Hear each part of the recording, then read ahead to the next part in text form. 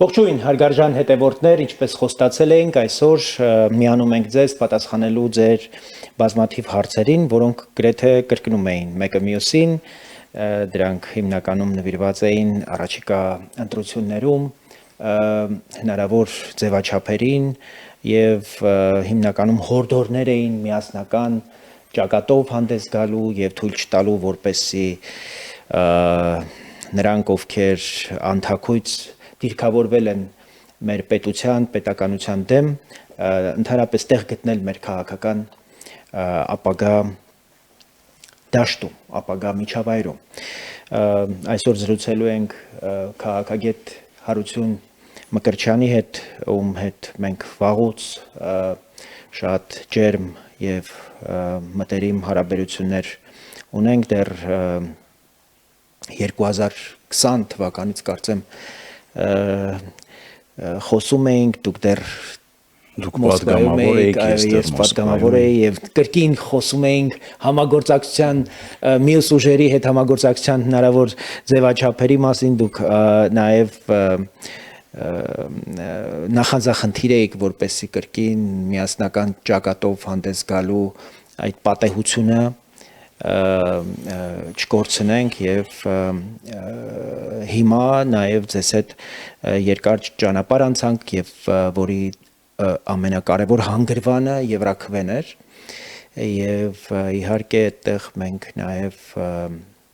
միասին աշխատելու փորձ ձեռք բերեցինք եւ ամենակարևորը ունեցանք հաջողության պատմություն, որը նաև հերանեկարում հենց այս ընտրությունները ունեինք եւ այդ քաղաքական կապիտալը այսօր օգտագործելու ամենապատեհ առիթն է։ Մենք ըստ էության միասին եղել ենք դրոշակակիրը մեր մյուս գործընկեր կուսակցությունների, քաղաքասարակության մեր գործընկերների հետ Հայաստանի Եվրամիության անդամակցության գործընթացի մեկնարկի վերաբերյալ օրենսդրական այն կարևոր նախաձեռնության, որի վերաբերյալ մենք հետևողական լինելու նաև պարտականություն ունենք եւ քաղաքացիները անընդհատ հիշեցնում եւ դիտարկումներ են անում, որ դա հրատապ օրակարգ է եւ ըստ էության այդ օրակարգը առաջ մղելու եւ բանակցային գործընթաց մեկնարկելու Եվրամիության համապատասխան կառույցների հետ աշխատանքներ մեկնարկելու ուղղությամբ ոչ մի տեղաշարժ չկա եւ այստեղ եւս չափազանց կարեւոր է որպեսզի հարցը մշտապես հնչի ազգային ժողովում եւ մենք ցույց տանք, որ ոչ միայն այդ գործընթացի համար ենք եղել պատասխանատու, որ այդ օրենքը ընդունվի եւ ուղղակի մնա այսպես դարակում, այլև շատ կարեւոր է այն առաջ տանել եւ բոլոր ուղղություններով արդարադատության, ներքին գործերի նախարարության, ենթակառուցվածքների, էկոնոմիկայի այս բոլոր ուղղություններով մենք կարևոր առաջընթաց ունենանք։ Բարով եք եկել, բարի երեկո։ Բարի երեկո, պարոն Բաբաջանյան, շնորհակալ եմ։ Այո, ինչպես դուք նշեցիք, այդ խնդիրը շարունակում է 2020 թվականից ինձ համար արկղված մնալ։ Ինչպես 2020 թվականի ընտրություններից առաջ էի կանխատեսում, որ առանձին որևէ ուժ չունի այնքան հնարավորություն, որպեսզի հաղթահարի շեմը, ցավոք սրտի քաղաքական դաշտի կոնյունկտուրան ինձ հերթական անգամ հուշում է, որ առողջ քաղաքական ուժերը հերթական անգամ լուսանցքում են մնում, անհատները շարունակում են լուսանցքում մնալ, փոխարենը կրկին մեկ հնգամյակ Հայաստանի Հանրապետության քաղաքացիներին մոլորեցնելու, բևեռացնելու, բաժան անելու քաղաքականությունն է շարունակվում, որովհետեւ իշխանությունների հիմնական հակառակորդը շարունակում է լինել եւ իրեն այդպես հռչակել է Ռոբերտ Քոչարյանը եւ նրանից ծնվում եւ ածանցյալ Ռոբերտ Քոչարյանին առաջանում են այլ քաղաքական ուժեր, այլ Ռոբերտ Քոչարյանիկներ մանր, ովքեր խնդիր են դրել իրենց առաջ Գյումրի 2-ի սցենարը համապետական այլևս մասշտաբով կիրառելու։ Կա հնարավորություն թե չկա, հաշվի առնելով ռեսուրսները, հաշվի առնելով ֆինանսական հոսքերը Հայաստանի Հանրապետություն, հաշվի առնելով հիբրիդային պատերազմը, որ ընթանում է մեր պետության դեմ եւ հաշվի առնելով իրականությունից կտրվելու որոշ քաղաքական ուժերի եւ գործիչների այսպես իրականությունից կտրված լինելը ցավոք սրտի դա կենսունակ կարող է լինել, եթե Հայաստանի Հանրապետության քաղաքացիները այլընտրանք չտեսնեն, եթե Հայաստանի Հանրապետության քաղաքացիներին այլընտրանք չառաջարկվի եւ որ ամենակարևորն է այն ճնշող մեծամասնությունը, որ ընտրությունները ուղակի բոյկոտում է իր տանը նստելով եւ ընտրության չգնալով, եթե այդ մեծամասնությանը չհաջողվի առողջ քաղաքական ուժերին տնից դուրս բերել եւ տանել ընտրության, այո, համոզել, արթնացնել նրանց մեջ այդ հավատը, որպեսզի նրանք կարողանան իրավիճակը բեկել։ Հակառակ պարագայում հերթական անգամ բևեռացված ճակատային այսպես ընտրություններ են լինելու, որտեղ գող փիսոք, հաչալշուն, դավաճան, դավաճանը դու ես, հողատու, հողատուն դու ես, թրքահպատակ, թրքահպատակը դու ես, այս մթնոլորտում գնալու ենք ընտրությունների եւ ընտրություններից հետո էլ ունենալու ենք այն խորհրդարանը փոքրիկ տարբերություններով, ինչ որ մենք ունեցել ենք 2021 թվականին, իսկ այդ խորհրդարանը Հայաստանի Հանրապետության պատմության, ես կարծում եմ, ամենաանարդյունավետ խորհրդարանն է եղել, որովհետև դե ֆակտո, դե յուրե եղել է ընդդիմություն խորհրդարանում, բայց դե ֆակտո ընդդիմություն մենք չենք ունեցել ենք հակապետական շրջանակներ ու տարեր, նրանց մեջ նաև կային անհատներ, ովքեր ընդհուպ տերորիստական նկրտումներ ունեցող անհատներին էին հովանավորում եւ նրանց կողքը կանգնում եւ այդպիսի նկրտումներ ունեին ու սա որևէ լավ տեղ չի տանելու։ Մենք տեսեք Եվրաքվեի օրինակը նշեցինք, դա քաղաքացիական նախաձեռնություն էր, քաղաքական ուժերի հովանավորությամբ եւ այսպես քավորությամբ ժողովրդական լեզվով ասած եւ դա հասավ խորհրդարան ու ստացավ օրենքի ուժ, բայց խորհրդարանում ինչ պատկեր ունենք, երբ որ այդ հարցը քննարկվում էր։ Վերև նստված ներքևը Վլադիմիր Պուտին տեսնող եւ այդ սկզբունքով առաջնորդվող քաղաքական ուժերը կախվել են Հայաստանի Հանրապետության ոտքերից եւ քարշ են տալիս կամ ուզում են քարշ տալ միութենական պետություն կամ լավագույն դեպքում գուբերնիա։ Ծայրագավառ։ Եվ ըստ էության այս ընտրությունները հենց դրա մասին են։ Հայաստանը որպես պետություն, կենսունակ պետություն, ապագա կունենա, թե կդառնա ինչպես ոմանք էին երազում լավագույն դեպքում Թաթարստան, իսկ ավելի վատ այսպես հեռանկարում որպես ծայրագավառ։ Իհարկե, այստեղ չափազանց կարևոր է մեր ժողովրդի նաև հասուն այլևս գիտակցությունը, բայց մենք այստեղ չափազանց պետք է զգույշ լինենք եւ այն հատվածը մեր ժողովրդի, որի մասին դուք խոսեցիք, այդ հիասթափված, հուսալքված, խռոված Հանրապետական ինստիտուտի գոնե անցկացրած հարցումներով 61% մեր բնակչության ընտրելու իրավունք ունեցող մեր հայրենակիցների չի ուզում քաղաքական որևէ զարգացման հետ առնչվել, որևէ կուսակցության, որևէ գործ չի։ Եվ այստեղ չափազանց կարևոր է, թե մենք ինչպես կդիրքավորվենք եւ մենք ինչպես հանդես կգանք եւ մենք ինչ առաջարկ կբերենք մեր հայրենակիցներին։ Մեզ կհաջողվի արդյոք այս 61%-ի ինչ որ մի կարևոր հատված դուրս բերել տնից եւ վաղվա օրվա նկատմամբ հավատ արտացնել։ Այս ամենակարևոր հարցն է։ Այստեղ չափազանց կարևոր է հասկանալ, այսօր էլ տեսեք իշխանության տարբեր ներկայացուցիչներ, վարչապետը շաբաթներ առաջ, ամիսներ առաջ խոսում էր, որ մենք պիտի հասնենք նրան, որպեսզի Ռոբերտ Քոչարյանը եւ Սերժ Սարգսյանը եւ նրա հետ աֆիլիացվող քաղաքական շրջանակները չզբաղվեն քաղաքականությամբ։ Քաղաքականությունից դուրս շպրտվեն, այսպեսի այսօր էլ Ռուբեն Ռուբինյանը ասում է, մենք պիտի հասնենք նրան, որ հայ ժողովուրդը ուղակի մերժի Ռոբերտ Քոչարյանին եւ այդ երկու օլիգարխներին եւ այլն։ Պարոն Բաբաջանյան, ասում են մարդիկ, ովքեր ունեն լիակատար իշխանություն, հատուկ ընդգծենք, ովքեր ունեն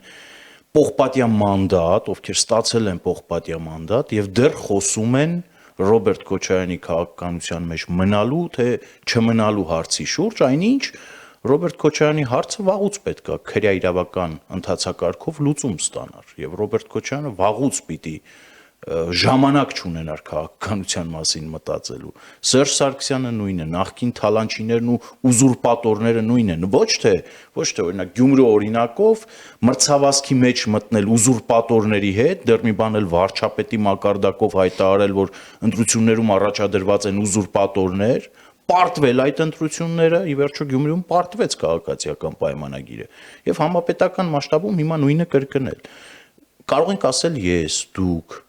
մեր հայրենակիցները, խոսել, հայտարարություններ անել, բայց իշխանության այսպիսի բարձր մակարդակի հայտարարություններին պետք է հետևի կոնկրետ գործողություններ։ Հայտարարելու իրավունք մենք ունենք, քանի դեռ պահանջելու մենք իրավունք ունենք, այո, ժողովրդի կողմից։ Եվ այդ իմաստով տարօրինակ է, որ այս քննարկումները դեռ իշխանության հենց միջանցքներում է շարունակվում, ուզում եմ հասկանալ ում են հասցեագրում այս բողոքը եւ այս պահանջները, այն դեպքում, երբ մենք հստակ նաեւ մի կարևոր միջազգային որոշման ենք անընդհատ հղում անում։ Սեպտեմբերի 18-ին 2025 թվականի մարտի 1-ի գործով Վարմանյանն ընդդեմ Հայաստանի այս գործով կարևոր միջազգային դատարանի որոշում է դրվել մեր առաջ, ըստ որի Ռոբերտ Քոչարյան, Սերժ Սարգսյան եւ նրանց սպասարկող ամբողջ իրավական, դատական, դատախազական, քննչական, ոստիկանության, ԱԱԾ մարմինները, ինչպես նաեւ կոալիցիան, քաղաքական, օրենսդիր իշխանությունը, Հայեղափոխական դաշնակցություն, Բարգավաճ Հայաստան, Հանրապետական կուսակցություն, նրանց ավելի ուշ միացած օրինաց երկիր, ըստ էության ամբողջ այդ իշխանությունը սպասարկել է 0038 այն գաղտնի հրամանին, որի արդյունքում սպանվել են 10 խաղաղ ցուցարարներ, ըստ էության դա մի հրաման է, որի նպատակը եղել է ժողովրդավարության գնդակահարությունը։ Սա բավարար էր, որպեսզի 5 ամսվա ընթացքում առնվազն դատախազությունը իրավական մի ընթացակարգ գոնե նոր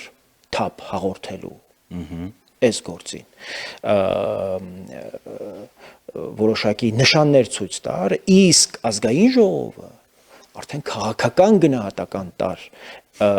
տեղի ունեցածին եւ մանավանդ քանի որ թարմ առիթ կար սեպտեմբերի 18-ին այդպիսի որոշում էր դրվել սեղանին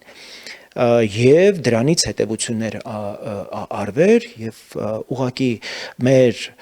երկրի բնականon ժողովրդավարական զարգացմանը դեմ հանդիսացող կանգնած այս ուժերին ուղղակի դուրս դրվեր նրանց առնվազն 2-3 անգամ առաջիկա ընտրություններին մասնակցել։ Այդպիսի նախադեպեր կան իդեպ եվրոպական երկրներում, նա կոմունիստական Լեհաստանում, երբ Սոլիդարնիստը եկավ իշխանության, որևէ մեկի մտքով չէր անցնում, որ կոմունիստները կարող են կրկին ուրեմն որևէ վերարտադրության հնարավորություն ունենային, որտեվ նրանք ըստ էության ազատ եւ դեմոկրատական Լեհաստանի հակառակորդներ էին։ Այս մարդիկ անթաքույց խոսում են ընդհանրապես ժողովրդավարության դեմ եւ նույնիսկ նշում են, որ ժողովրդավարությունը թույլերի եւ պարտությունների, այսպես կառավարման համակարգ է։ Ու ասեմ, որ հիբրիդային պատերազմ, որի մասին դուք շատ ճիշտ ակնարկեցիք, նաև հենց ժողովրդավարության նկատմամբ մարդկանց մեջ հուսալքություն եւ անհավատություն սերմանելու այսպես նաև նպատակ է դրված։ Մինչդեռ ժողովրդավարությունը եւ մեր պետության գոյությունը այսօր եւ մեր պետականությունը հավասարազոր իրողություններ են։ Հանի ժողովրդավարությունը այսօր մեր իրականությունից Հայաստանի դիմադրողականությունը չի ունենալու։ Եվ այդպես ենք մենք փրկվել 20 թվականի պատերազմից հետո։ Ժողովրդի կամքն է պահել մեր պետությունը որպես անկախ երկիր։ Եվ այստեղ մենք կրկնակի պատասխանատվություն ունենք նաև այս իմաստով ես լրիվ համակարծիք եմ ձեզ, որ իշխանությունները պետք է ավելի իրենց ձեռքի տակ առնվազն արկա գործիքները առանց այսպես ափսոսալու գործեն։ Իհարկե, հատկապես նորից եմ կրկնում եւ իզուր չնշեցի 2021 թվականին իշխանությունը Նիկոլ Փաշինյանին հաջողվեց հերթական անգամ վերցնել պողպատյա մանդատ խնդրելու ճանապարհով եւ հենց այդ մանդատը առաջին հերթին Հայաստանի Հանրապետության քաղաքացին տրամադրեց Նիկոլ Փաշինյանին, այլ ոչ թե օրինակ նույն խաղաղությունը, նույն Լեռնային Ղարաբաղը պահելու խնդիր։ Իհարկե դա էլ էր կարևոր, բայց հիմնական ամենակարևորագույն ատրիբուտը այդ պողպատյա մանդատն էր, մուրճի տեսքով, որ Փաշինյանը ձեռքին պտտվում էր Հայաստանի Հանրապետության փողոցներով եւ խոստանում էր քաղաքական մեհիդներ փռել։ Այնինչ այդ մեհիդների հետ շարունակաբար 5 տարի շարունակ մութ սենյակում սև կատու փնտրեցին, բանավիճեցին, եթե դա կարելի է բանավեճ համարել խորհրդարանում, ու Հայաստանի Հանրապետությունը այդպես էլ առողջ ընդդիմություն չունեցավ, որպես այդպեսին։ Ունեցավ ընդդիմություն, որը հարմար է Նիկոլ Փաշինյանին եւ քաղաքացիական պայմանագիր կուսակցությանը, դա մի քանի դրվագներով առնվազն խորհրդարանում տեսել ենք, չէ՞, երբ որ կոռուպցիայից խոսում են, կանգնում ասում են դուք եք խոսում կոռուպցիայից, Սեյրան Օհանյանը կոռուպցիայի մարմնավորում է եւ Աստծո կողմից տրված պարգև եք դուք այս իշխանությանը իբրև ընդդիմություն, սա ալեն հիմա շնորհակալ են Աստծուն այդպիսի ընդդիմության համար, կամ խոսում են ապօրինի թմրաշրջանառություն, իսկ կներեք էլի դուք ինչ իրավունք ունեք խոսելու ապօրինի թմրաշրջանառությունից այն պարագայում, երբ որ ձեր վրանային ավանում հանրահավաքների ժամանակ գերդոզավորումից մարդ է մահացել,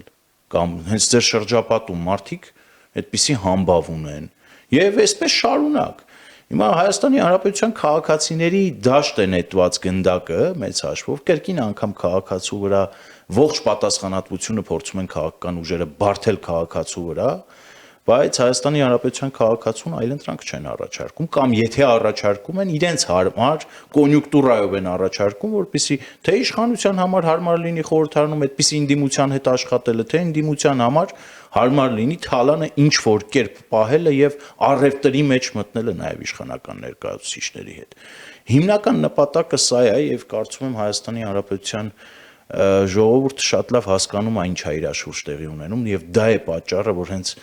հարցումների արդյունքում տեսնում ենք քաղաքացիների ճնշող մեծամասնությունը ուղղակի քաղաքական process-ներին չի ուզում մասնակցել։ Ուղղակի չի ուզում, որովհետեւ հավատն են սպանել, քաղաքացուն խոստումներ են տվել տարիներ շարունակ, չեն կատարել, արտաքին քաղաքականության մասով այո, որվա իշխանությունը ունի ձեռքբերումներ եւ մենք ինքներս էլ սատարում ենք որվա իշխանությանը եւ առանձին դեպքերում նաեւ իշխանական ներկայացուցիչներից ել ավելի ջանասիրաբար ենք այդ թեզերը եւ այդ օրակարգը սպասարկում եւ պաշտպանում, որովհետեւ այդտեղ Հայաստանի Հանրապետության պետական շահն է սեղանին դրված, իսկ առանձին պարագայում ներքաղաքական հարթության մեջ որվա իշխանությունները խաբել են բոլորիս։ Ես մի փոքր գուցե անպագորգոր հնչի, բայց Հայաստանի Հանրապետության քաղաքացիները նաև կփաստեն, խաբել են բոլորից, խոստանալով Քոչարյանի քաղաքական մեհիդը փռել, Սերժ Սարգսյանին դուրս թողնել քաղաքական process-ներից,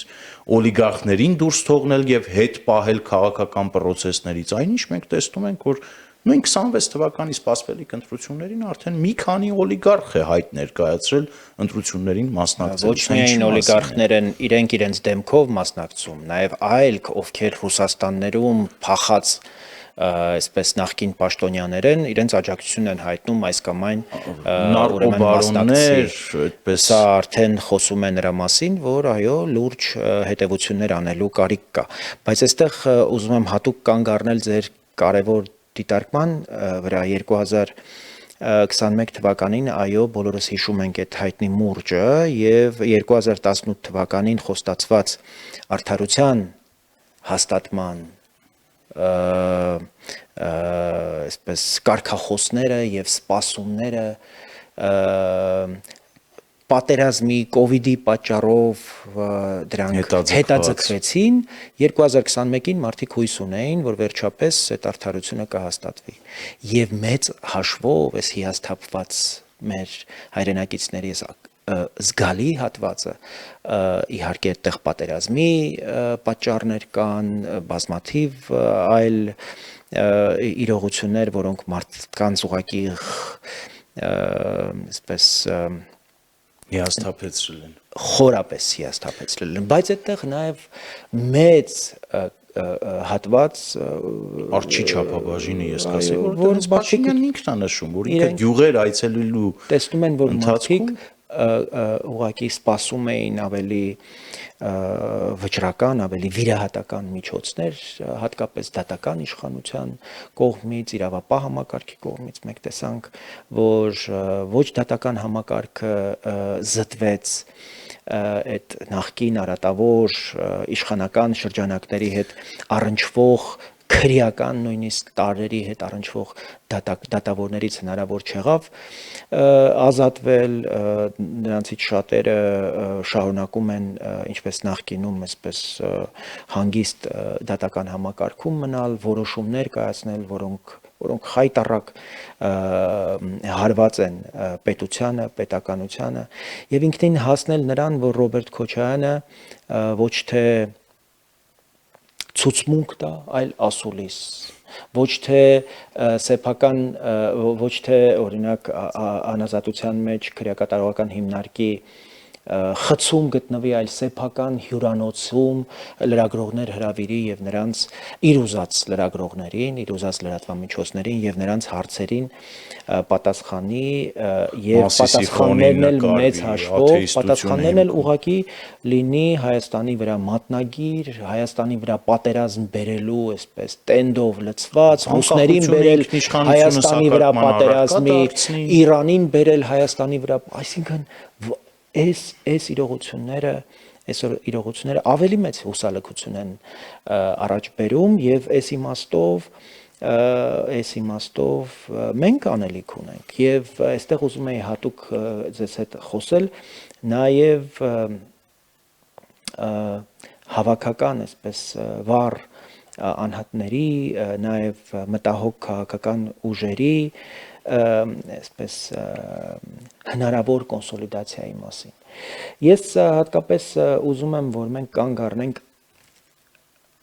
մի կարևոր իրողության վրա, որը առաջիկա գործընթացներում ունենալու է չափազանց մեծ նշանակություն։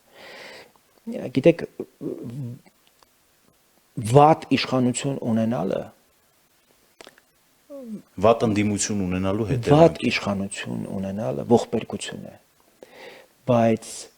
վատ ընդդիմություն ունենալը աղետ է։ Մենք ըստ էության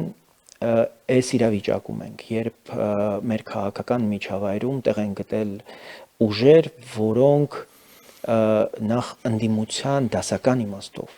ընդդիմություն լինելու նույնիսկ եւ կոչվելու իրավունք չունեն, որտեղ ընդդիմությունը իշխանության ընդդիմադիր հատվածն է։ Այս մարդիկ իրենք իրենց լրիվ դուրս են դրել իշխանական ներկապնակից եւ գործում են ըստ իրենց պատկերացման եւ հայեցողության իրենց ինչպես Մոսկվայից կթելադրեն։ Տեսեք ինչ որ մի պա դուք հիմա հիշեցիք վրանային այդ ճամբարները լինելով խորհրդարանում այս մարդիկ նաեւ փողոցային ինչ որ պայքարներ էին տանում եւ իրենք անընդհատ ասում էին մենք ոչ չենք եկել այստեղ օրենսդիր աշխատանքով զբաղվել, բայց աշխատավարձերը ստանում էին, պարգևաճարները ստանում էին, տուն էին տանում, լափում էին։ Եվ միաժամանակ մենք տեսնում էինք նաև ուրեմն փողոցային գործողություններ, որոնք անընդհատ երկիրը ցնցումների մեջ պահելու այսպես նպատակ էր հետապնդում, որտեղ իրանք նույնիսկ պատերազմի ամենածանր պահերին, նույնիսկ Արցախի հետ տեղի ունեցող այդ ամբողջ իրադարձություններին զուգահեռ այս մարդկանց նպատակը ամեն գնով թեկուզ պետականության կորստի, թեկուզ պատերազմի, թեկուզ տարածքների, այդ թվում Սյունիքի, մենակ կարողանան իրենց նպատակին հասնեն, իշխանությունը կարողանան վերցնեն, որովհետև այդպիսի պատվեր ունեն եւ այդպես են պատկերացնում ընդհանրապես իրենց առաքելությունը։ Այլ առաքելություն իրենք չգիտեն եւ չեն հասկանում։ Թեև իրենք 2021 թվականին ճանաչել են ընտրությունների արդյունքները, ինչպես նաեւ մենք ենք ճանաչել։ Մի մասնակից մենք ենք, մի մասնակից իրենք են, գնացել մանդատները վերցրել են, բայց ասել են, որ ուրեմն մենք հաշտ չենք այս դասավորությամբ։ Այսինքն առաջին օրից չեն ճանաչել նույնիսկ ընտրությունների արդյունքը եւ որպեսի դրանից բխեցնեն իրենց գործունեությունը։ Եվ այս հարցով կուզեի իրար հետ քննարկում ունենայինք ընդդիմափոխության հատկապես օրակարգը որքանով եք ակտուալ համարում, որտեվ ըստ էության մենք մեզ կեղծած կլինենք, եթե ասենք, որ այս պահին իշխանափոխություն որպես այդպիսին իրագործելի եւ հնարավոր է։ Դու մենք տեսնում ենք, որ իշխանությունները, ինչպես դուք ասացիք, արտաքին ճակատում բավական լուրջ զգալի հաջողություններ են արձանագրել եւ հատկապես խաղաղության հետ կապված նախաստորագրված խաղաղության պայմանագիրը Միացյալ Նահանգների հետ հաստատված ստրատեգիական գործընկերություն Եվրամիության հետ դեկտեմբերին կնքվեց նման օրինակ օրակարգ բայց դուք թեև նշում եք, որ մենք աջակցում ենք այդ արտաքին քաղաքական հաջողությունները, բայց առանց ներքաղաքական դաշտում անհրաժեշտ աշխատանքի եւ անհրաժեշտ դասավորության հնարավոր չի այդ արտաքին օրակարգը առաջ տանել։ Այս սրա մասին։ Ես ամբողջությամբ ձեզ հետ համաձայն եմ։ Տեսեք, եկեք օրինակներով խոսենք։ Երբ որ Հայաստանի Հանրապետության ազգային ժողովում քննարկվում է հապկում Հայաստանի Հանրապետության անդամակցության նպատակահարմարության հարցը, կամ եթե քննարկվի օրինակի համար նույն այս խորհրդարանում այդ հարցը, պատկերացնում ենք, թե քննարկումներն ինչ ուղղությամբ են գնալու, քաղաքացիական պայմանագիրը փորձելու է հապկում սառեցրած կարգավիճակը ամրապնդել եւ խոսել, շարունակել պնդել, որ սառեցված կարգավիճակը մեզ բավարարում է, այ 5-րդ 40 եւ խորհրդարանական ընդդիմությունը շարունակելու է դատապետել օրվա իշխանություններին, անգամ այդ նվազ փոքրիկ քայլի համար, որ սառեցրել է կարգավիճակը հապկում։ Եթե չլինի այս խորհրդարանական ընդդիմությունը եւ լինի այլ խորհրդարանական ընդդիմություն, ավելի կոշտ, ավելի ռադիկալ, ավելի Հայաստանի Հանրապետության անկախության գինն իմացող, Հայաստանի Հանրապետության քաղաքացիների ղադերն իմացող ընդդիմություն, եթե խորհրդարանում լինի, ինչ պետք է անի։ Օր առաջ եւ ժամ առաջ պետք է պահանջի Նիկոլ Փաշինյանին, որպեսզի հապկից դուրս գալու փաստաթուղթը ես պնդում եմ, շարունակում եմ պնդել իր գլխում, իր մտքում, գուցե իր դարակում ստորագրած Փաշինյանն ունի այդ փաստաթուղթը, որպեսզի ինքը այդ փաստաթուղթը վեր հանի եւ Հայաստանի Հանրապետությունը դուրս գա հապկից, կամ քննարկում ենք նախաձեռնություն, քննարկվել է նախաձեռնություն, Եվրաքվե նախաձեռնություն, որը 60,000 քաղաքացիների մեկ ամսվա ընթացքում հավանությանն արժանացել եւ պատվիրակել է ազգային ժողովի падգամավորներին, որպեսզի ընդունեն դա եւ նրանք ընդունում են։ Ինչ է անում այս ընդդիմությունը, կախվում է Հայաստանի Հանրապետության ոտքերից եւ քաշ է տալիս անդունդը։ ԵԱՏՄ-ից դուրս չկաք, բա Իրանի շահը, բա ԵԱՏՄ-ի շահը, բա Պուտինի շահը ու այսպես շարունակ։ Բա երկաթուղին, այո։ Ես կարծում եմ, որ ընդդիմափոխության պահանջը հասարակության մեջ ավելի շատ է եւ ավելի ընդգծված է այս պահին, քան իշխանության փոփոխության հարցը։ Եվ ի վերջո նաև Գյումրի 2-ի սցենարը, քանի դեռ փորձում են խաղարկել այս շրջանակները, նաև այո իշխանափոխություն կարող է լինել։ Ու այս պարագայում ես կարծում եմ Հայաստանի Հանրապետության քաղաքացիներին պետք է հորդորել, որպեսզի ճիշտ ընտրություն կատարեն եւ նաև իրենց մասով քաղաքացիական դիրքերից իրենք նաև ճնշում գործադրեն։ Ես իբրև քաղաքասարակության մի մաս թույլ տվեք ես այդ կոչն անեմ հանրությանը, հանրության շերտերը, տարբեր շերտեր եւ հավաքական առումով հայ հանրությունը պետքա ճնշում գործադրի քաղաքական դաշտում գործող քաղաքական ուժերի վրա, որպեսզի միասնական ճակատով հանդես գանի։ Ինչու՞։ Ես այս միասնական ճակատով հանդես գալու կոչը չէի արել եւ չեմ արել 3-4 ամիս առաջ, այս տեմպերով։ Ինչու եմ ես հիմա այս կոչն անում եւ ինչու եմ այս ճանապարհով տեսնում, որովհետեւ ցավոք սրտի բլոկավորված բլոկներով ընտրությունների գնալու սցենարը ավելի քան ակնառու է։ Կա Ծառուկյանի բլոկ Նոյան Տապան անունը դրած, չգիտեմ ինչ դրած, որտեղ կուտակվում են, հավաքագրվում են ռուսական շահերը սպասարկող տարբեր ռանգի քաղաքական գործիչներ եւ ուժեր, կա Սամվել Կարապետյանը, որ իր Հայաստանի բյուջեից շատ փող ունենալու հանգամանքը օդում թափահարում եւ Հայաստանի Հանրապետությունում ազատ առնվազն այսպես անշարժ գույք չի թողնում, որ վարձակալի եւ ընտրություններին մասնակցի։ Եթե պետքա առնում են նաեւ։ Եթե պետքա նաեւ Վանաձորում ասացին այս շենքը չէին տալիս վարձակալության, իրենք առել են այդ։ Ընդհուպ։ Ну մարդը բարձենում է, որ Հայաստանի բյուջեի չափ փող ունի ու ինչ ուզի էնել կանի, իր ձևով, ոնց որ ինքն է ասել։ Ռոբերտ Քոչարյանը Ռոբերտ Քոչարյանը իր այդ դաշնակների խմբակով, Սերժ Սարգսյանը ես կարծում եմ ի վերջո գուցե իր խոսքն ասի եւ շախմատային իր այդ Արման Թաթոյանը ինչ ա եղել։ Արման Թաթոյանը նաեւ նրա դե Արման Թաթոյանին որ հարցնես, ասում է ես մարդի ու Դե իրավունքների հիմա պաշտպան եմ, եկեք չհարցնենք, բայց ինքը գոնե չի հերքել, որ ուրեմն ապագայում կարող Այս է համատեքստում ինչ ունենք։ Օրվա իշխանությունը իր ձեռքբերումներով եւ բաց թողումներով իր հավատավոր հետևորդներով եւ հակառակը հիասթափված մեծ զանգվածով պայքարում է մի ամբողջ մեքենայի դեմ։ Եվ գիտեք, այս համեմատությունը ես միշտ արել եմ ռուսական թև եւ արևմտյան եւ ավելի արևմտյան կողմնորոշում ունեցող թև։ Ի տարբերություն արևմտյան կողմնորոշում ունեցող թևերի, ռուսական թևը շատ հեշտ կոնսոլիդացվում է։ Պարզա թե ինչի, որովհետև կամ Ֆիլիպն է այնտեղից զանգել, կամ Վլադիմիրն է զանգել։ իրենք նաև այստեղ հիմա պատվիրակներ են ուղարկել, իդեպ իմ տեղեկություններով, դրանք հանդիպում են Ծառուկյանին, հանդիպում են Սամվել Կարապետյանին, Ռոբերտ Քոչյանին եւ հանձնարարություններ են տալիս, այդ թվում նաև ֆինանսավորում են այդ հանձնարարությունները, ասում են դու պիտի առաջադրվես, դու չպիտի առաջադրվես։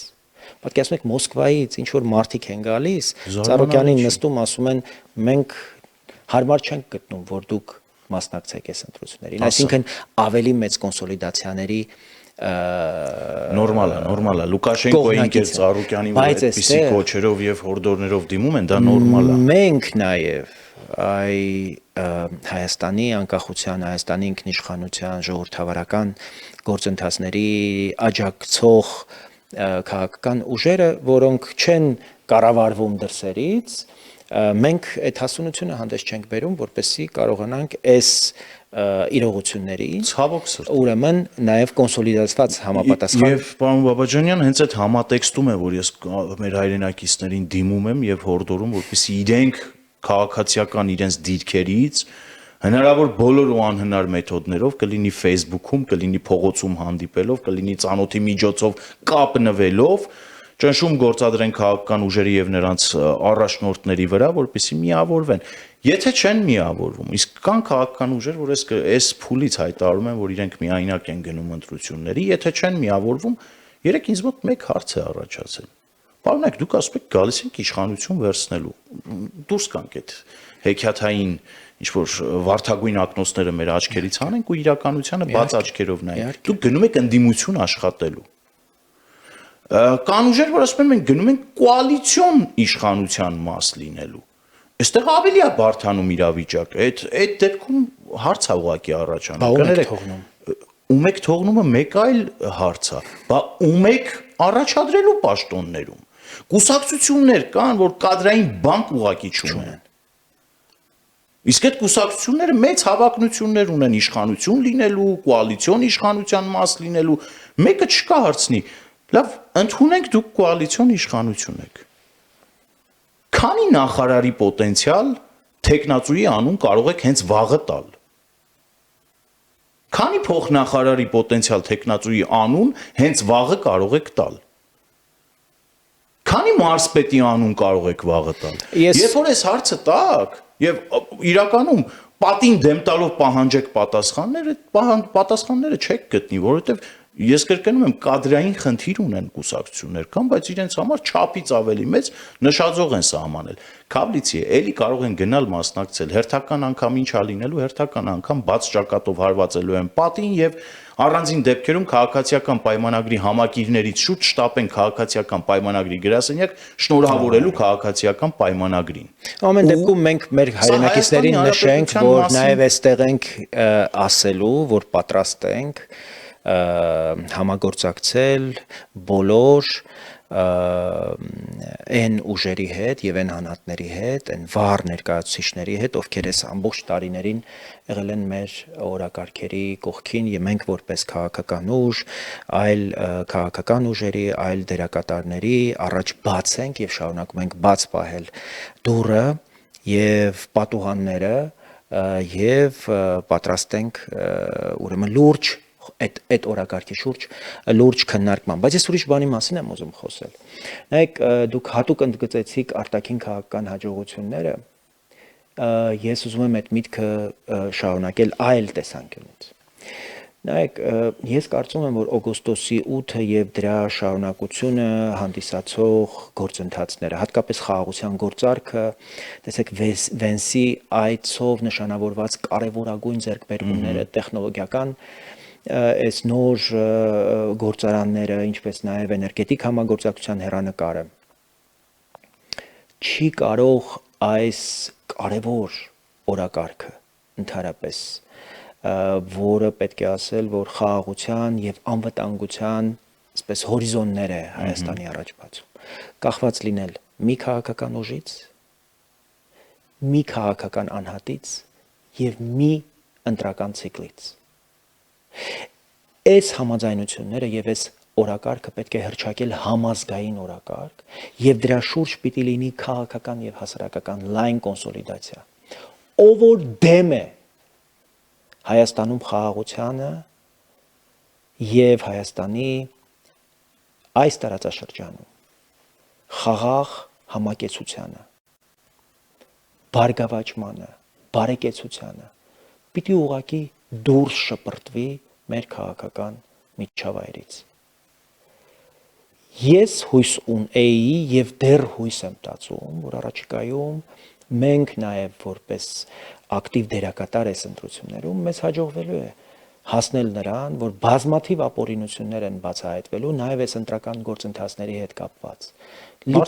Ամեն օր մենք տեսնում ենք, թե ինչ օրենքի խախտումներ են տեղի ունենում ընտրությունների ուղղակի ընտրական գործընթացների առնչվող եւ սրանք կարծում եմ կենտրոնական ընտրական հանձնաժողովի համար նաեւ բավարար հիմքեր են սրանց մասնակցությունը նույնիսկ թույլ չտալու։ Իսկ սրանք չմասնակցեցին ընտրություններին, իմացեք իրենք գոյություն չեն ունենալու։ Սրանց ամբողջ այս կազմավորումների հիմնական շարժառիթը այս ընտրական process-ի մաս դառնալն է եւ իրենց տերերի հրամանները կատարելը։ Ուրեմն նախ այս ուժերի լեգիտիմությունը պիտի քննարկվի եւ կենտրոնական ընտրական հանձնաժողովի կողմից եւ եթե անհրաժեշտ լինի սահմանադրական դատարանը պիտի գնահատական տա այս ուժերի նաեւ հակասահմանադրական որոշ այսպես նկրտումներին, որտեվ ես կարծում եմ ամեն ինչից զատ ամենայն հարգանքով, բայց եւ հարգանք եմ պահանջում Հայաստանի սահմանադրության նկատմամբ։ Այդ ինչ զարտուղի, այդ ինչեր եք մտածել։ Մենք միջանկյալ համակարգող եմ, բայց բանն է Սամվել Կարապետյանն է վարչապետ։ Այս պետության հետ հերիք չի խաղաղակ։ Ի վերջո օրինականությունը եւ օրենքը եւ սահմանադրությունը պիտի լինի միայն մեզ բոլորիս միավորող ամենակարևոր հիմքը, բազան։ Եվ ովքեր որևէ կերպ կոտնձգեն օրինականության վրա, սահմանադրության վրա, պիտի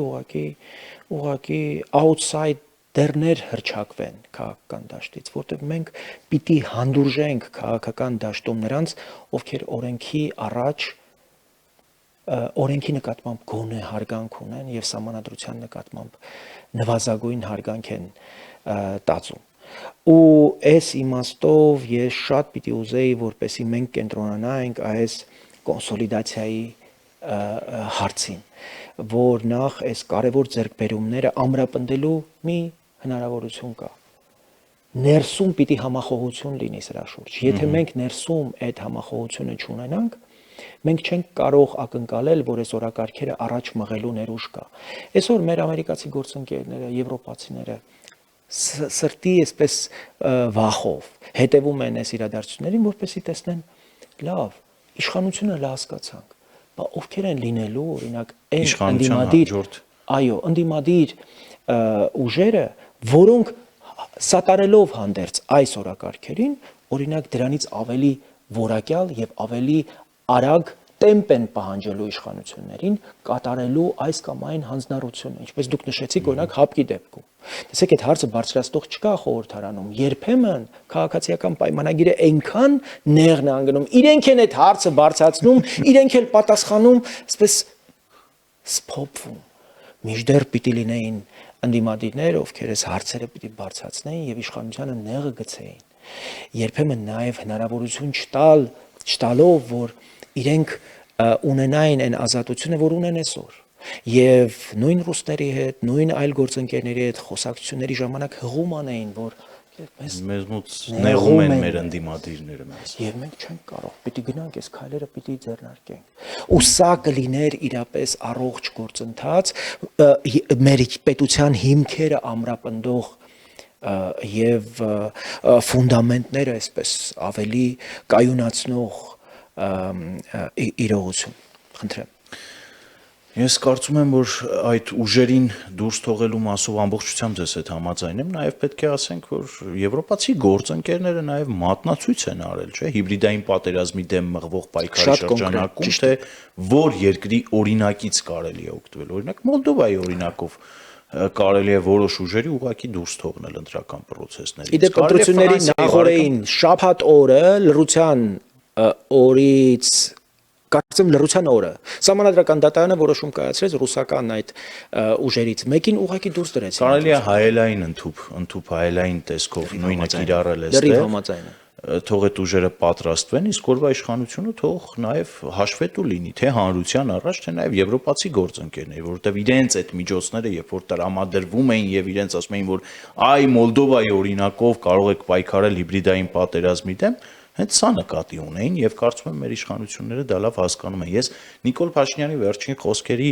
տողատակում էլ ինչ որ մի բան տեսնում եմ, այ նախորդ նախագահները պետքա չզբաղվեն քաղաքականությամբ, դուրս վռնդվեն քաղաքականությունից։ Ես կարծում եմ ի վերջո այդ պողպատյա մանդատը գոնե թե իր կառավարման վերջին մի քանի ամսում պետքա լավագույնս կիրառվի եւ այդ քաղաքական դաշտը առողջացվի։ Հակառակ պարագայում Բերը նորից կասես ուզում են թողնել ժողովրդի վրա, ժողովուրդը դորից ընտրություններով որոշի։ Հավաստիացնում եմ ձեզ, ժողովուրդը մեծ սիրով չի գնում ընտրությունների։ Երբ որ իր վրա այդպիսի ծանր բեռ են դնում, մարդը ոնց է գնում ընտրությունների։ Չափելով հնարավորությունները եւ հնարավորությունների եւ Երևանի ընտրությունները ձեզ օրինակ մասնակցության հենց այդ խայտարակ մասնակցության այդ խայտարակ աստիճանը ու քաղաքական ուժերի ի հայտ գալը, որովհետև քաղաքական ուժեր կային, որ ոչ մեկ չէր սպասում, որ այդ քաղաքական ուժերը կարող են առաջ գալ, ընդཐུպ շեմ հաղթահարել։ Սա ինչի մասին է խոսում, որ տիկնայք եւ պարոնայք, ամեն ինչ չի, որ ձեր պատկերացրածով է ընթանում եւ ցավոք սրտի պետքա ավելի ռադիկալ, ավելի վիրահատական միջամտություններ իրականացնել հանուն ապագայի Հայաստանի Հանրապետության։ Ապագա կարգախոսը կարող է ուղղակի հոդս ցնդել 2026 թվականի ընտրություններից հետո։ Ու այդ ապագան թաղվի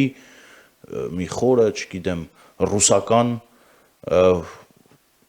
ծանծաղ անտառներում եւ այդ ապագայի մշուշոտ պատկերացումները կրկին անգամ Հայաստանի Հանրապետության քաղաքացիների պարանոցին փաթաթեն, կրկին անգամ խոսեն Ադրբեջանի հետ հակամարտության վերածնումից, առհասարակ պատերազմի մունետիկներ քաղաքական դաշտում շատ կան։ Իդեպ այդ բոլոր մունետիկները, պարոն Բոբաջանյան, բոլոր անխտիր խոսում են խաղաղությունից։ Բայց ակնհայտ է, չէ, որ այդ ուժերը խաղաղության մասին չեն։ Իրենք խոսում են օրինակ արդար խաղաղությունից։ Ինչ է դա նշանակում։ Ինչ որ մենք ունենք դա արդար չի, պատերազմից քողված քարոզչություն է, որտեվ խաղաղությունը կամ կա կամ չկա, արդար, անարդար, գիտեք, ես կարծում եմ արդարությունը արդեն մեր աշխատանքով, մեր ջանքով, մեր եռանդով, մեր տքնաջան, այսպես հետևողականությամբ մենք պիտի կարողանանք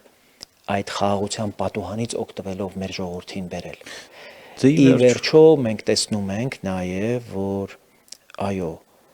շատ որոշակիորեն Սերժ Սարգսյան, Ռոբերտ Քոչարյան իրենց հարցազրույցներում, ասուլիսներում ուղիղ տեքստով տենչում են այդ պատերազմը, որտեղ այլևս այդ պատերազմն են միակ հնարավորություն տեսնում Հայաստանում իրավիճակ փոխելու։ Ու միշտ են տեսնում։ Տևական ժամանակ մինչև օգոստոսի 8-ը ամեն օր սպասում էին, որ Իրանի շուրջ զարգացումները կարող են իրենց համար հնարավորություն ստեղծել։ Հիմա էլ վստահ եմ, որ այո, նորից այդ նույն լավ ինչպես կարող ենք այս ականը մեր պետության, մեր պետականության այս հիմքում դրված ականը հիմնավորապես ուղղակի ջախջախել, վերացնել, որ կարողանանք մենք կենտրոնանալ ստեղծարար աշխատանքի վրա։ Ամենակարճ ճանապարհը իշխանություն ունենալն է, այս իշխանության վերջին 5 ամիսը, եթե տային ղեկը մեր պես պատկերացնող մարդկանց ձեռքին, վստահաբար Քոչարյանի քաղաքական մեհիդն էլ կփռվեր, Սերժ Սարգսյանի քաղաքական մեհիդն էլ կփռվեր, այդ գողերն ու ուզուրպատորներն էլ կբերվեին իրավական դաշտ ու իրավապահների ուշադրության կենտրոնում կլինեին, այդ թաղային տասովչիկների ինստիտուտն էլ չէր վերածնվի, որ գողականների այս նոր այս շարժերն էլ ուղղակի հիմնավորապես կկառավարվեր, առնվազն կկառավարվեր։ Ցավոք սրտի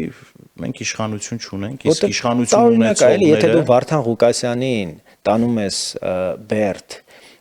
պետականության դեմ կոչեր եւ հայտարարություններ հնչեցնելու համար եւ նույնը չես անում Ռոբերտ Քոչարյանի եւ Սերժ Սարգսյանի պարագայում, նույնը չես անում այլոց, ովքեր անթակույց ուղակի խոսում են Հայաստանի այսպես կոչված միութենական պետության մաս դառնալու հնարավորության մասին, նշանակում է քեզ մարդկանց մոտ հարցեր են առաջանում, ինչպես է դա դեռ չի նշանակում, որ օրվա իշխանությունը չի կարող նրան ստանել։ Ես պնդում եմ եւ շարունակում եմ պնդել, ում ուզենա օրվա իշխանությունը, Նիկոլ Փաշինյանը ում ուզենա, ոնց ուզենա կվարվի իր հետ քաղաքական առումով էլ, իրավական առումով էլ, եթե դրա հիմքերը կա։ Իսկ սրանց վրա այնքան հիմք կա, որ էլ ասելու չի ուզում։ Ինչու՞։ Որովհետեւ հարմար ընդդիմություն է, որովհետեւ հարմար է նրանց հետ աշխատելը։ Գուցե դրսից կան ճնշումներ, օրինակ Պուտինը ասի, որ գիտես ինչ, Քոչարյանը իմ ընկերն է։ Ես չգիտեմ, օրինակ Հայաստանի Հանրապետության վարչապետը մի անգամ չի որ ապացուցել է, որ Պուտինի ասածները իր համար հիմք չեն եւ բայց երբ որ հայում են ռուսական հեռուստաընկերություններով հայկական մուլտիպլեքսում մենք սահմանափակում ենք ընդհանրապես հայոյի բերանը ժամանակավոր Նիկոլ Փաշինյանը ասում է դե ես չեմ ուզում փակե մետալիկները, որտեվ իրենց հետ հաց եմ կերել, օրինակ Միշուստին ասում է ընկերս, մենք հաց ենք կերել, չեմ ուզում այդ միջոցին։ Դե գիտեք, այդ նույն տրամաբանությամբ էլ ինչպես դուք ասեցիք, օգոստոսի 8-ի տրամաբանությունից ելնելով կարող ենք ասել, որ Նիկոլ Փաշինյանը մի կամ երկու առիթով էլ երևի Թրամփի հետ թեյ է խմել ու Այսինքն դա անձերով պայմանավորված հարաբերություն չի, հայ-ռուսական հարաբերությունները։ Մենք էլ հակառակը չենք ընկել ձեր, թե որ դու տենց խայտարակ հացընկերներ ունես, պարոն վարչապետ։ Ի վերջո նաև Հայաստանի Հանրապետության վարչապետը այն մարդն է, ով պատերազմից հետո, երբ որ Սյունիքի գլխին Դամոկլյան սուրը ճոճվում էր ադրբեջանական բանակի տեսքով, Հայաստանի Հանրապետության զինված ուժերի հրամանատար նշանակեց Հայաստանից թռած Պուտինի ոտքերի տակ ապաստան գտած Արշակ Կարապետյանին։ Ինչով էր նա պայմանավորել նրա նշանակում։ Հիշում ենք, չէ՞, Փաշինյանի արդարացումը։ Կապ ուներ, անձնական կապեր ուներ Արշակ Կարապետյանը, իրենք մտածեցին երևի Շոյգուի հետ մի քանի անգամ մի քանի բաժակ օղի ախմել, կարողանա հարց լուծել։ Ինստիտուցիոնալ մտածելակերպ չի սա։ Առնվազն Հայաստանի Հանրապետության վարչապետից ես չեմ սպասել այսպիսի հայտարարություն եւ կարծում եմ ինքը այսպիսի մտածելակերպ պետք է որ չունենար։ Գործողություններն այլ բանի մասին են խոսում, ընթացքը այլ բանի մասին է խոսում, տեսանելի մասը այն ինչ որ մենք տեսնում ենք այլ բանի մասին է խոսում։ Արշակ Կարապետյանից հետո հիմնավորապես պիտի խոստովանենք, որ իրավիճակ է փոխվել, թե արտաքին քաղաքական ճակատում, թե բանակում, որտեվ մեծ հաշվով վախճանը Արշակ Կարապետյանի 2021 թվականի նոյեմբերյան իրադարձություններն էին Իշխանասարի հատվածում, եթե հիշում եք, հարձակում եղավ, մեր տղաներին գերեվարեցին, ձեռնամարտ եղավ, բայց իհարկե դրանից հետո 2022 թվականի սեպտեմբերի իրադարձությունները վերջնականապես մեզ համոզեցին, որ այլևս որևէ բան պետք չի սպասել։ Ավելի պրոռուսական Նիկոլ Փաշինյանը վերափոխվեց, 180 աստիճանով վերափոխվեց, իսկ մինչև Սև լճի հարակից շրջաններում տեղի ունեցած դեպքերը, ջերմուկի մարտերը, որվա իշխանությունը մրցակցել է խորհրդարանական ընդդիմության հետ, թե ով ավելի շատ կհաջողանա Ռուսաստանի դաշնությանը։ Կարող եմ վկայել, թե ես խորհրդարանը ձևավորվելու հենց հաջորդ օրն եմ հայտարարել, որ այս խորհրդարանը մրցավազքի մեջ է մտնելու, թե ով ավելի շատ կհաջողանա Վլադիմիր Պուտինին, որտեղ Քոչարյանը կարծես թե այնտեղ անմրցելի է, Սերժ Սարգսյանը եւս փորձ ունի, Նիկոլ Փաշինյանն էլ օգտվում էր արդից եւ պաշտպանության նախարար նշանակում Շոյգուի հետ մի քանի բաժակ օղի կիսած Արշակ Կարապետյանին եւ ռուսական առաջարկներն էր հիմնականում ընդունում 2020 թվականից։ Դա այն Շոյգուն, ով պատերազմից հետո Ղազախական հեռուստաընկերությանը տված հարցազրույցում պատմում էր, թե ինչ փայլուն օպերացիա են իրականացրել թուրքերի հետ Ղարաբաղի տարածքում։ Իդեպ այսօր լրանում է նաև ուկրաինական պատերազմի 4-րդ տարելիցը 5-րդ տարին է սկսվում, այն օրը 2022 թվականի ըստ էության փետրվարի 22-23-ին, երբ Ռուսաստանի եւ Ադրբեջանի միջև 22-ին պայմանագիրը Ադրբեջանի հետ, 23-ին Ուկրաինայում գործողությունները սկսվեցին եւ այդ պայմանագիրը ամբողջությամբ հակասում էր հայ-ռուսական հարաբերությունների տրամաբանությանը։ Դաշնակցային հարաբերություններ ուղղակի հոդս ցնդեցին այդ պայմանագրով։ Այդ օր Ղարաբաղը արդեն հանձնվեց Ադրբեջանին։ Պայմանագրային կետերով ամրապնդվեց, որ սեպարատիստների դեմ միասնական պայքար պետք է տանեին իրենք ու տարան։ Հետախուզական տվյալներ պիտի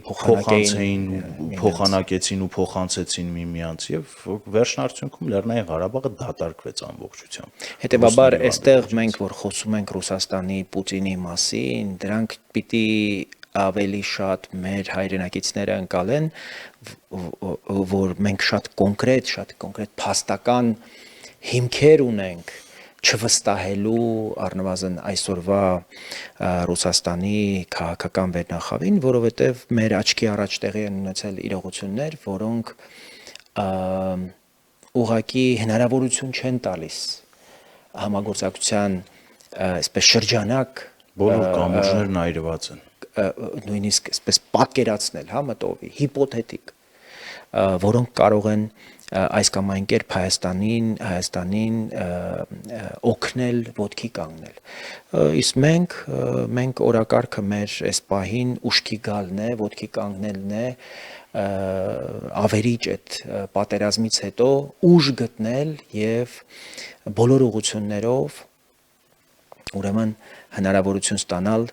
վերագտնել մեզ։ Միացյալ Նահանգները ըստ էության այն հնարավորությունը, որ Հայաստանին են վերապահել խաղաղություն ուժի միջոցով, այդ Թրամփի հայտնի բանաձևն է, մի չափազանց կարևոր բան, իսկ այդ ուժը ոչ միայն բանակն է, ոչ միայն սպառազինությունն է, ոչ միայն սպառազինության մրցավազքն է, տեխնոլոգիական հնարավորություններն են, մտավոր կարողությունները, կախվածություններ ստեղծել, Հայաստանից կախվածություններ ստեղծել։ Իսկ տեխնոլոգիական օրինակ այդ համագործակցությունը նշանակում է տարածաշրջանում եզակի այդ գործարանը արհեստական բանականության, որից կախված է լինելու ամբողջ ռեգիոնի ուրեմն դատաբազան։ Հայաստանի նկատմամբ որևէ ոտնձգություն ուղղակի շատ թանկ կարժենա տարածաշրջանի համար։ Եվ Ադրբեջանը ոչ միայն Հայաստանին պատասխան պիտի տա այդ դեպքում, այլ ամբողջ տարածաշրջանին։ Նույնը վերաբերում է էներգետիկ համագործակցությանը, այսինքն ստեղծել մի իրավիճակ, որտեղ Հայաստանից կախվածություններ կլինեն եւ Հայաստանը ուղղակի էլեկտրաէներգիա կվաճառի հարևան բոլոր երկրներին եւ Թուրքիան, որը դրա կարիքը ունի, Իրանը, որի հետ մենք ունենք այսօր համագործակցություն։ Հետաքրքիր է, որ մենք այս պլյուսները դեռ քննարկում ենք։ Անել Աբսուրդ չանել, ում հետ անել, վախենում ենք երկրի անունը տալ, միջև հիմա պետությունը չի ասում ում հետ է անելու, երբ որ մենք գիտենք, որ որոշում կա կայացված։ Ասենք Վենսը գալիս տեխնոլոգիաների մասին է խոսում միջուկային խաղաղ համագործակցության, բայց այո, մենք հիմա մի իրողության առաջ ենք կանգնած, երբ հայկական երկաթուղիները, որոնք մենք հանձնել ենք կոնցեսիոն կառավարման ռուսներին, վարչապետը արդեն այլևս ստիպված կանգնում ասում է, որ միջազգային մեր գործընկերները հրաժարվում են գործակցել գետնի վրա այդ օպերացիոն ուրեմն ինչ պիտի անենք, այսպես իր անհատական մտածումներն է կիսվում լրագրողների հետ, թե բա հանձնենք կառավարումը կամ թող ռուսները վաճառեն մի երկրի, որը բարեկամ է թե Ռուսաստանին, թե Հայաստանին։ Այսինքն դուք պատկերացնում եք, չէ՞ ինչ ծայրահեղ անկյուն են կանգնեցրել մեզ ռուսները, ասելով, որ մենք հակառակը պահելու ենք այս կոնցեսիոն կառավարման իրավունքը եւ թույլ չենք տալու, որ Հայաստանը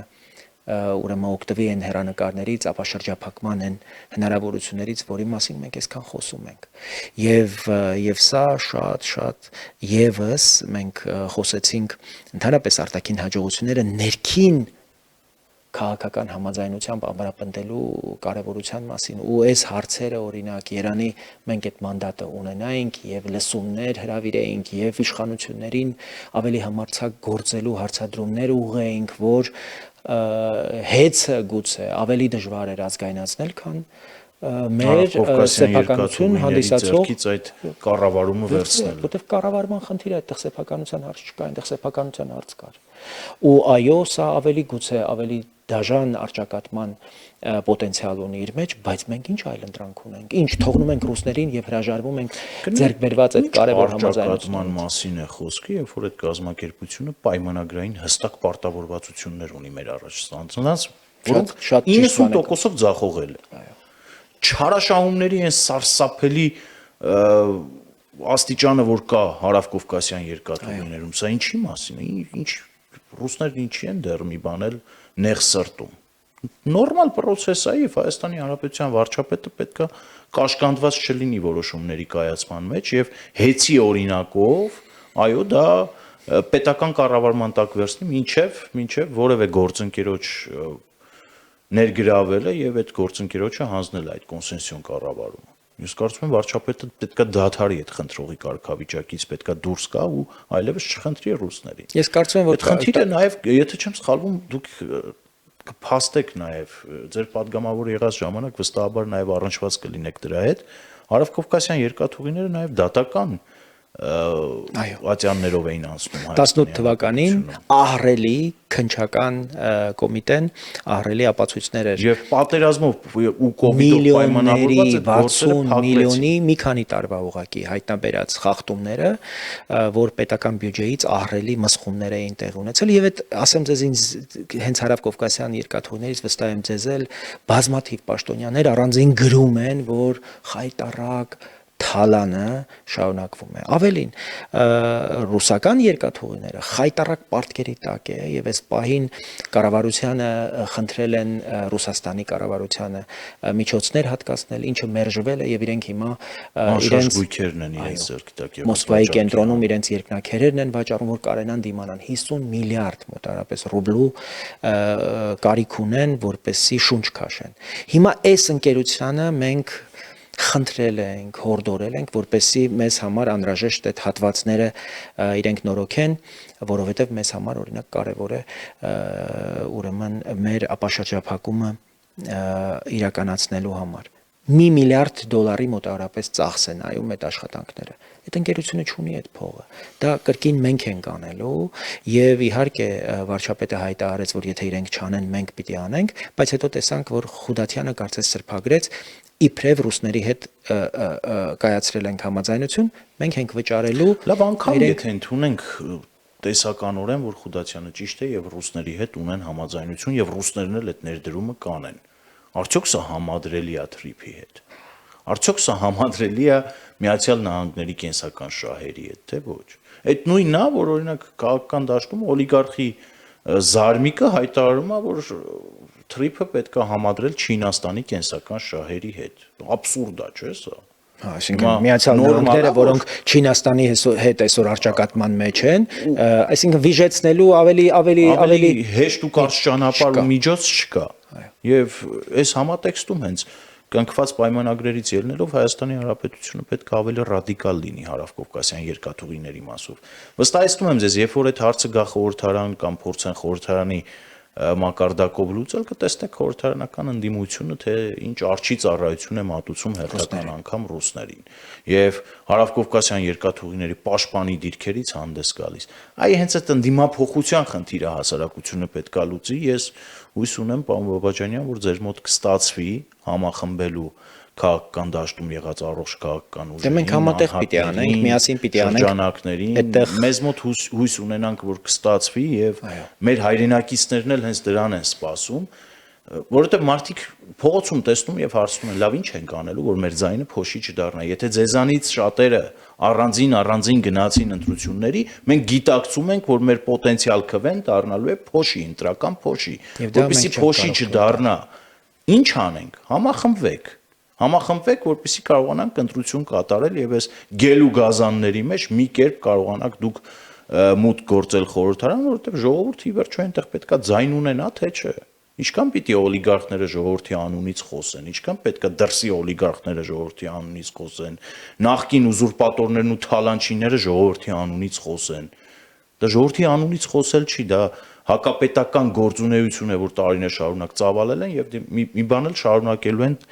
այդպես իրենց գործելավոճը շարունակելու։ Ես կարծում եմ, որ մեզ մոտ կստացվի եւ հանրության հիմնական պահանջը այս պահին դա է ձևավորելու մի առանցք, որի շուրջ կարող է համախմբվել հասարակության առողջ զանգվածը, այն զանգվածը, որ Հայաստանի Հանրապետության ինքնիշխանությունը,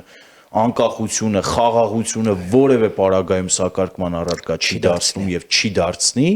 մնացած նորմալ է։ Խորհրդարանական աշխատանքներն էլ բազմա բնույթ եւ խայտաբղետ կարող են լինել, իհարկե կարմիր գծերը պահելով անկախություն, սուվերենություն, ինքնիշխանություն, ժողովրդավարություն, խաղաղություն, այն ինչ որ մեզ պետք է։ Մենք ի վերջո մենք էլ ժողովրդի մի մասնիկն ենք։ Մենք ի տարբերություն օլիգարխների այս ժողովրդից կտրված չենք, ամեն օր այս ժողովրդի հետ ժողովրդի հոգսերով ապրում ենք եւ մի մասն ենք միջին վիճակագրական Հայաստանի Հանրապետության քաղաքացիների։ Ես ուրախ եմ, որ դուք այս հաղորդման այս հատվածում, երբ մենք արդեն պիտի հրաժեշտ տանք, շատ լավատեսական ուրեմն այսպես ձեր խոհերով կիսվեցիք, որ մենք ամեն ինչ պիտի անենք եւ պատրաստ ենք անել, որպեսզի այդ միասնականությունը ժողովրդավարական ուժերի կարողանանք ապահովել, համենայն դեպս մենք ցկտելու ենք մեր շուրջ, այլ ուժերի շուրջ այդ համախոհությունը եւ այդ լայն կոնսոլիդացիան ապահովել, որպեսզի մարդիկ իրապես պատկերացում ունենան, ընկալում ունենան, որ սա հենց այն ուժային կենտրոնն է, այն ծանրության կենտրոնն է, որտեղ համախմբվել են ժողովրդավարական ուժերը, որոնք ավելի որակյալ աշխատանք են պատկերացնում, ավելի արագ տեմպեր են պատկերացնում եւ արևմուտքի հետ համագործակցության եւ այլ կենտրոնների, գիտեք, հիմա Հնդկաստանի հետ ահռելի ուրեմն համագործակցության շրջանակ կա, ես կարծում եմ արևմուտքի հետ այսպես զուգահեռ պետք է ամեն ինչ անել, որպեսզի նաև այդ ուղղությամբ աշխատանք տարվի։ Արաբական աշխարհի հետ պիտի աշխատանք տարվի, ռուսների հետ պիտի աշխատանք տարվի։ Ամբողջությամբ հայ-ռուսական հարաբերությունները պետք է վերաֆորմատավորվի այդ հարաբերությունները եւ մենք պիտի գետնի վրա իրողությունների հետ հաշվի նստենք եւ դրանք համապատասխանեցնենք այդ գետնի վրա ստեղծված իրավիճակին, որտեղ եթե թուրքերի հետ խոսում ենք, ռուսների հետ պիտի խոսենք ու խոսենք եւ ընդհանրապես չկա մի երկիր, մի սուբյեկտ, որի հետ խոսակցությունը կամրապնդի Հայաստանը ու մենք պիտի ձեռնպահ մնանք կամ խուսափենք այդ երկրի հետ հարաբերվել։ Բոլորի հետ պիտի աշխատել եւ պետություն ունենալու նշանակությունը հենց դա է։ Աշխատել բոլորի հետ, ովքեր կարող են դույզնից չափով ամրապնդել, ուժեղացնել, հզորացնել Հայաստանը, իսկ մեր կյանքը, մեր նպատակը, մեր երազանքը, մեր բոլոր ձգտումները հենց այդ նպատակն ունեն։ Տեսնել Հայաստանը ինքնիշխան, հարատևող, որպես անկախ եւ բարեկեցիկ, չդատարկվող։ Սա էլ հրամայական է, սա էլ վերջին տասնամյակների ընթացքում Հայաստանի Հանրապետությունից առհավետ գնացել է 1 միլիոնից ավել մարդ եւ մենք հասարակության են դաշնակ զանգվածը կամ դաշնակամերձ զանգվածը շատ է, չէ՞, սիրում ցեղասպանության հարցը թմբկահարել, հայ-թուրքական հարաբերությունների կարգավորմանը հակադրել հայոց ցեղասպանությունը, հայ-ադրբեջանական հարաբերությունների կարգավորմանը հակադրել պատերազմն ու հայոց ցեղասպանությունը էլի։ Այս համատեքստում պետք է ուղղակի գլուխներս բարձրացնենք ու մենք ինքներս մեզ հարց տանք այդ 1.200.000 մարդուն ով ցեղասպանեց, ով իր բնորանից, հողից ու ջրից կտրեց ու օտար ափերում, չգիտեմ, ճամփորդ դարձրեց։ Սա էլ է շատ կարևոր հարց։ Իհարկե։ Եվ դա կանգնեցնելու միակ ճանապարհը խաղաղությունն է, հարևանների հետ նորմալ բարիդրացիական հարաբերությունների հաստատումն է եւ օր-օրի զարգացումը։ Պետական ինստիտուտները ամրապնդել, պետությունը ուժեղացնել, դիմադրողունակությունը եւ դիմակայունությունը ավելի ու ավելի ամրապնդել, սրանք այլ ընտրանք չունեն, շատ շնորհակալ եմ այս հնարավորության համար առաջիկայում վստահ եմ, որ մենք շատ ու շատ առիթներ ենք ունենալու այսպիսի եւ այս ձևաչափով եւ մեր մյուս գործընկերների հետ խոսելու այս հրամայական դարձած հարցերի մասին։ Մենք արդեն 1 ժամ է եթերում ենք։ Մինչ մենք խոսենք, ես կրկին անգամ պետքա կոչ անեմ մեր հայրենակիցներին, որպեսզի քաղաքացիական իրենց դիրքերից այդ ճնշումը գործադրեն քաղաքական ուժի դերակատարների վրա իրենք, որովհետև մենք ժողովրդավարական պետություն ունենալու կողմնակից ենք եւ ժողովրդավարությունը հենց դրանով է գեղեցիկ, որ ներքևից եկող հրամանները կատարում են վերևում գտնվող անձինք, տվյալ դեպքում նաեւ կուսակցություններն ու կուսակցապետերը եւ հանրությունը այստեղ մեծ անելիք ունի։ Մինչեւ 26 թվականի ընտրությունը անելիք ունի եւ դրանից հետո իր ընտրությամբ անելիք ունի։ Ճնշեք մեզ, սիրելի հայրենակիցներ, հուսամ, որ առաջիկայում իրապես զարգացումները հուսադրող կլինեն եւ մենք կկարողանանք իրապես ձեր աչքերին նայել ավելի ու ավելի խիզախ եւ ձեզ հուսախաբ չենք անի։ Մնացեք բարով, բարի գիշեր, կհանդիպենք։